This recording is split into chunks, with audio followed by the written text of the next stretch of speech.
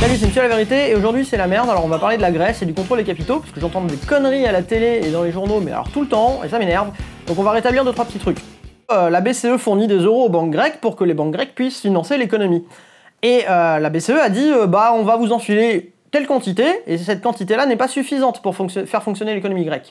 Donc depuis quelques jours, les gens commençaient à aller retirer beaucoup d'argent, etc. Les riches faisaient fuir leur thune.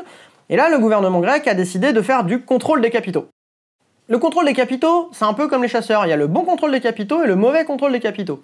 Le mauvais contrôle des capitaux, c'est quand un connard t'impose de l'extérieur que tu pourras plus avoir d'argent pour financer tes banques, et donc en fait les gens qui vont au guichet ne pourront plus retirer. Et c'est appliqué de façon totalement indiscriminée, c'est-à-dire que bon bah ok, il n'y a plus rien qui rentre, il n'y a plus rien qui sort, tout le monde dans la merde, et démerdez-vous. C'est ce qui est arrivé à Chypre en 2012. Le contrôle a été levé il n'y a pas longtemps là, c'est la merde. Ceci étant dit, le contrôle des capitaux en soi, c'est pas forcément un truc mauvais, parce que c'est un outil économique comme un autre. Jusqu'aux années 70, en fait, c'était même le mode normal de fonctionnement de l'économie, c'est-à-dire que l'argent, il pouvait pas aller n'importe où comme ça très vite. Ça, c'est la libéralisation qui a eu lieu après. Mais le mode normal de fonctionnement, c'est que le ministère des Finances, jusqu'aux années 70-80, dans tous les pays, validait les gros transferts internationaux, puis il y avait des règles administratives pour gérer tout ça, pour éviter la merde, pour éviter que trop d'argent se casse, pour déséquilibrer la balance, entre guillemets. Le bon contrôle des capitaux, ou en tout cas le contrôle des capitaux un peu moins pire, c'est tel que le fait la Grèce en ce moment, c'est tel qu'on pourrait le faire si on décidait enfin de mettre à genoux ces connards de banquiers qui nous sucent le sang, et c'est-à-dire que c'est un contrôle qui est étudié et un peu discriminé. C'est-à-dire de dire, bon, bah les transferts d'argent à l'étranger c'est fini, toi Bob le riche qui très opportunément achète des immeubles ou des actions dans des entreprises à l'étranger en devises étrangères, bah tu vas te faire foutre, t'attendras. Et là, ce qui a fait plus parler les journaux, c'est qu'il y a une limite maximum de retrait par jour aux distributeurs et que les guichets des banques sont fermés. Alors vite fait, 2-3 trucs. La limite de retrait à 50 € par jour, de notre point de vue de français, ça a l'air d'être ridicule, sauf qu'en fait, quand tu réfléchis, 50 € par jour, x 30 jours, ça fait 1500 €, c'est plus que le SMIC français. Et en Grèce, c'est encore pire, parce que 90% de la population gagne moins de 1300 € par mois. Autant te dire que des mecs qui tirent 50 € par jour en Grèce, j'en connais pas des masses. Ensuite, les guichets fermés. Ça, c'est très chiant, parce qu'en plus, en Grèce, tu peux payer tes factures au guichet d'électricité, tout ça, à la banque, donc ça, c'est vachement plus relou.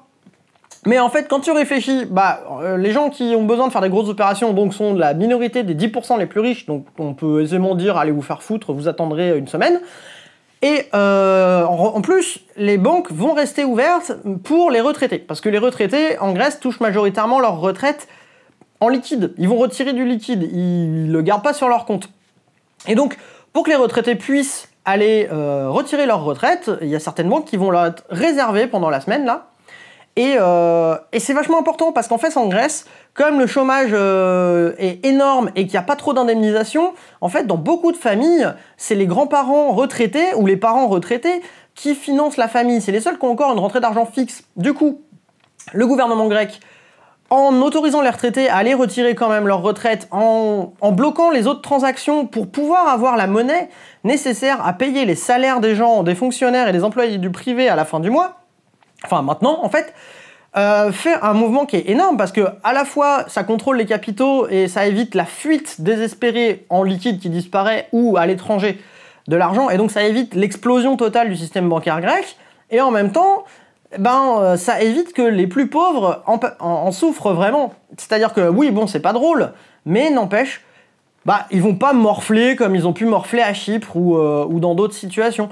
Parce que entre guillemets l'essentiel est préservé, et les 10% des plus riches honnêtement voilà, 50 € par jour t'as déjà de quoi bouffer, hein, faut pas déconner, et s'ils veulent faire fuir leur argent, ils ont qu'à se démerder autrement, hein, dans la vie on fait pas toujours ce qu'on veut, surtout quand c'est illégal.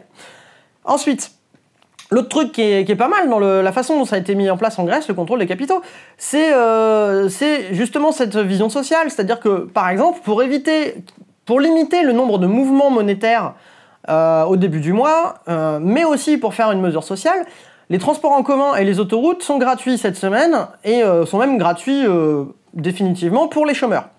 Ça veut dire que les gens n'ont pas besoin de retirer de l'argent pour ensuite aller le rendre de l'autre côté aux compagnies de bus ou aux compagnies publiques.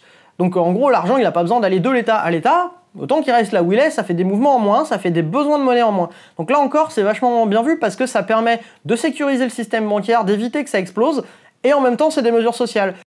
Comme quoi, ça veut dire que même quand c'est la merde à un point impossible, c'est toujours possible de faire du social, et c'est pas parce que c'est le bazar dans l'économie du pays que t'es obligé de tout mettre sur la gueule des pauvres. Ça, c'est une leçon qui est vachement importante à retenir. J'espère que tu la retiendras aussi la prochaine fois que tu iras voter. Et je vais essayer de faire d'autres points là d'ici le référendum, histoire de tenir un peu au courant, parce qu'on entend vraiment tout et n'importe quoi. Donc à très vite, salut.